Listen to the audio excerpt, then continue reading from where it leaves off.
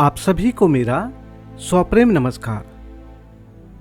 मकान छोटा हो या बड़ा हो, हर एक लोगों के जिंदगी का एक सपना होता है। कोई कमी नहीं छोड़ना चाहते हैं पूजा पाठ में। उनको पता है कि जो रस्म है, जो रिवाज है, जो प्राचीन काल से चला आ रहा है, जो ज्योतिष शास्त्र में है, जो धर्म में है, जो वेद पुराण में है, उसी के अनुसार ही कर्मकांड किया जाता है, पूजा पाठ किया जाता है, शुभ मुहूर्त किया जाता है।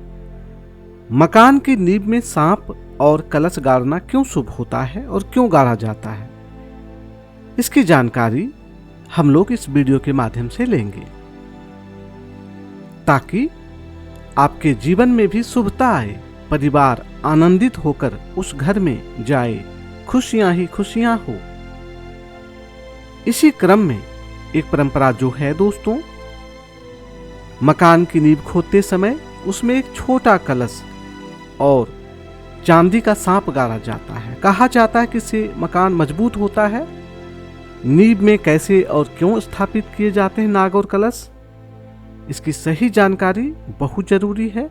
इस कर्मकांड के पीछे का क्या रहस्य है, क्या विश्वास है, सबसे पहले जानते हैं कि नींव में नाग और कलश की स्थापना कैसे की जाती है। इसके लिए मकान की नींव खोदने के बाद चांदी का एक छोटा सा नाग और तांबे का कलश लिया जाता है। सर्वप्रथम इस कलश की हल्दी, कुमकुम, चावल से पूजा करके उसके जोड़ पर अनंत या नाड़ी बांधी जाती है, जिसको आप कलावा भी कहते हैं।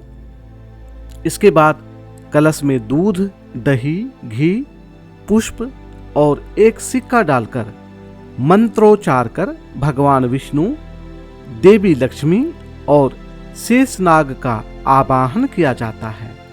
अब इस कलश को नींव में स्थापित किया जाता है। इसके बाद ही मकान का निर्माण कार्य शुरू होता है। माना जाता है कि इस कर्मकांड के बाद स्वयं भगवान विष्णु, देवी लक्ष्मी और शेषनाग मकान की, परिवार की रक्षा का दायित्व अपने ऊपर ले लेते हैं। तो इस परंपरा का धार्मिक आधार क्या है? सबसे पहली बात तो यह है कि धरती के नीचे पाताल लोक की कल्पना की गई है।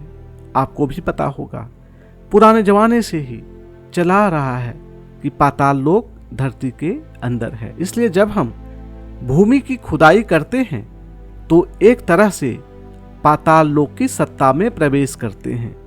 पुराणों में पाताल लोक का स्वामी शेषनाग को माना गया है। ऐसे में पाताल लोक में प्रवेश करने के साथ वहां के राजा को प्रसन्न और उनकी आज्ञा लेना बहुत जरूरी होता है। इसी क्रम में आवाहन करते हैं, पूजा पाठ करते हैं। दूसरी मान्यता ये भी है कि पृथ्वी शेषनाग के फन पे है। पौराणिक ग्रंथों में बताया गया है। मकान की नींव में सर्प की पूजा और स्थापना का सांकेतिक अर्थ यह लिया जाता है कि जिस तरह शेषनाग ने पूरी पृथ्वी को अपने फन पर पूरी मजबूती से संभाला हुआ है, उसी प्रकार वे मकान की भी, परिवार की भी रक्षा करेंगे। कलश को भगवान विष्णु का प्रतीक माना गया है।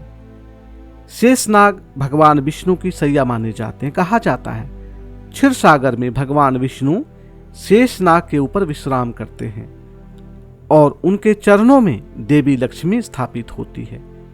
हिंदू धर्मशास्त्रों में कलश को भगवान विष्णु का प्रतीक माना जाता है। भगवान विष्णु रूपी कलश में देवी लक्ष्मी का प्रतीक सिक्का डालकर उसमें दूध, दही भरकर पूजा कर शेषनाग को अर्पित किया जाता है।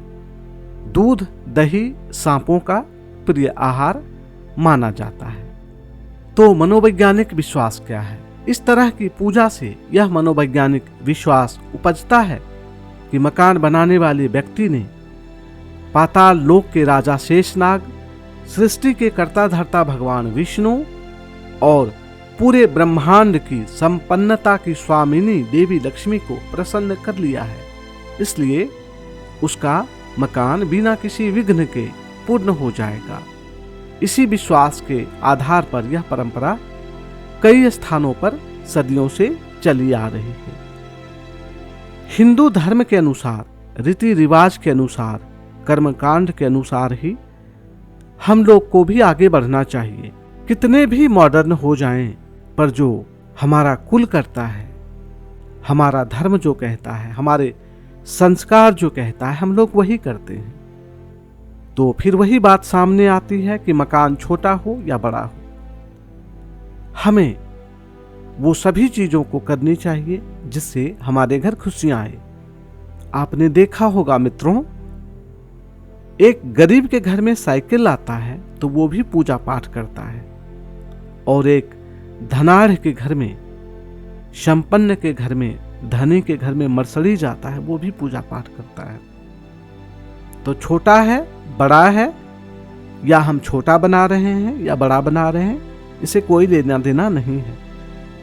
हम अपने धर्म, हम अपने रीति रिवाज के अनुसार ही अनुसरण करके, पूजा पाठ करके, कर्मकांड करके ही शुभ कार्य शुरू करने चाहिए। कोई भी प्रश्न आपके मन में आया हो तो आप बेहिचक हमसे संपर्क कर सकते हैं।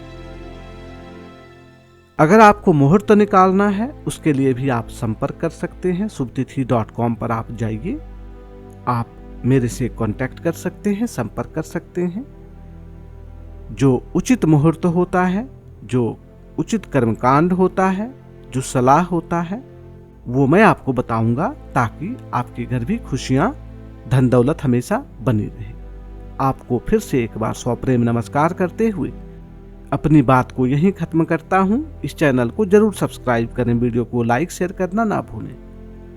आपका बहुत बहुत धन्यवाद।